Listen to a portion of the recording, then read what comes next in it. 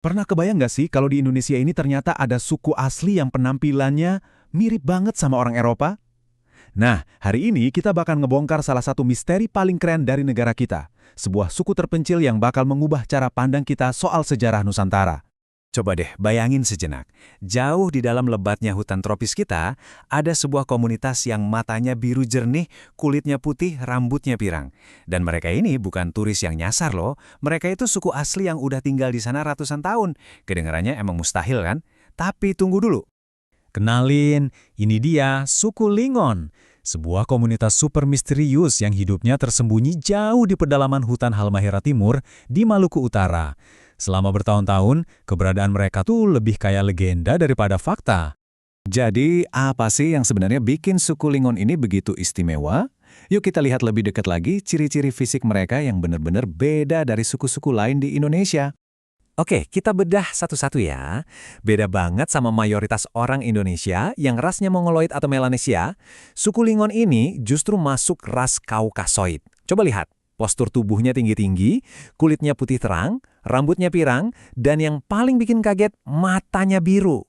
Ini benar-benar kayak orang Eropa yang entah gimana ceritanya tinggal di tengah hutan Indonesia. Nah, penampilan yang unik banget ini pastinya langsung bikin kita bertanya-tanya. Mereka ini datang dari mana sih? Ternyata, legenda lokal punya jawaban yang, wah, dramatis banget. Kayak cerita di film petualangan. Jadi, ceritanya gini. Katanya, lebih dari 300 tahun yang lalu, ada sebuah kapal dari Eropa yang karam di dekat perairan Halmahera. Penumpang yang selamat terdampar dan nggak bisa pulang lagi. Akhirnya, karena nggak ada pilihan, mereka masuk ke pedalaman hutan, mulai hidup baru di sana, dan dari situlah lahir komunitas yang sekarang kita kenal sebagai suku Lingon. Tapi, hidup mereka itu ternyata nggak gampang sama sekali. Gara-gara fisiknya yang beda, mereka dicurigai, bahkan dituduh punya ilmu sihir. Akhirnya, konflik sama suku-suku lain nggak bisa dihindari. Karena jumlah mereka sedikit, mereka kalah, dan terpaksa mundur makin jauh ke dalam hutan.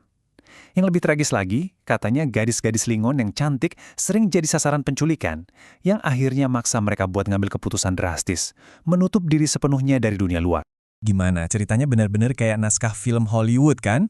Tapi pertanyaannya, legenda ini beneran nyata atau cuma dongeng belaka? Nah, sebelum kita lanjut ke bukti ilmiahnya, aku pengen tahu nih pendapat kalian. Coba deh tulis di kolom komentar ya. Oke, legendanya udah kita dengerin. Seru kan? Sekarang kita geser dulu dari cerita rakyat. Dan kita lihat apa sih kata sains soal asal-usul suku Lingon ini. Apa jangan-jangan legenda itu beneran terbukti? Dan ini dia buktinya. Gila banget, sebuah penelitian dari ITB ngelakuin tes DNA ke 50 anggota suku Lingon. Hasilnya mengejutkan. Sebanyak 75% DNA mereka punya penanda genetik yang sama persis dengan populasi di Eropa Utara. Ini tuh bukti ilmiah pertama yang super kuat yang mendukung legenda karamda kapal itu. Eits, tapi tunggu dulu. Buktinya ternyata nggak cuma dari DNA loh. Para ilmuwan nemuin potongan puzzle lain dari berbagai bidang yang bikin gambaran besarnya jadi makin jelas. Dan kerennya, semua bukti ini nyambung satu sama lain. Arkeolog nemuin bangkai kapal Eropa dari abad ke-17 di perairan Halmahera. Cocok banget kan sama waktu di legenda. Terus, ahli bahasa juga nemuin sisa-sisa kosakata Eropa di dalam bahasa mereka.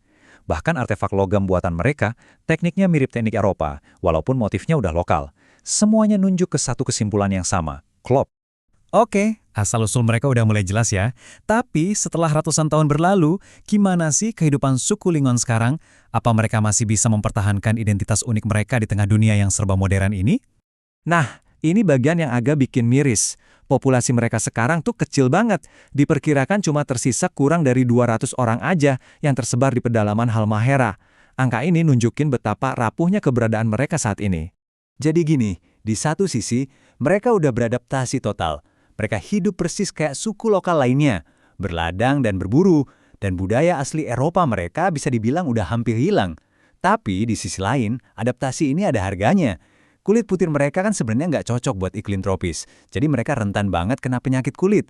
Belum lagi, karena hidupnya terisolasi, mereka masih sering dapat cap primitif. Jadi, pertanyaannya sekarang adalah, dengan populasi sekecil ini dan tantangan yang segitu besarnya, gimana nasib mereka ke depannya? Apa keunikan suku Lingon ini bakal hilang begitu aja di telan zaman? Nah, untungnya nih ada secercah harapan. Sadar akan keunikan suku Lingon, pemerintah Provinsi Maluku Utara akhirnya menetapkan mereka sebagai komunitas adat yang dilindungi secara hukum. Ini langkah yang penting banget. Dan perlindungan ini bukan cuma sekedar tulisan di atas kertas ya. Beneran ada program pendampingan sosial, ada layanan kesehatan yang khusus disesuaikan buat masalah kulit mereka, dan bahkan ada pendidikan yang dirancang khusus dengan mempertimbangkan budaya dan fisik mereka. Tapi, pertanyaan besarnya tetap ada.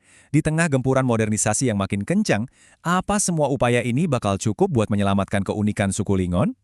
Menurut kalian gimana? Apa yang kira-kira bakal terjadi sama mereka di masa depan? Coba deh bagikan pemikiran kalian di kolom komentar. Makasih banyak ya udah nyimak.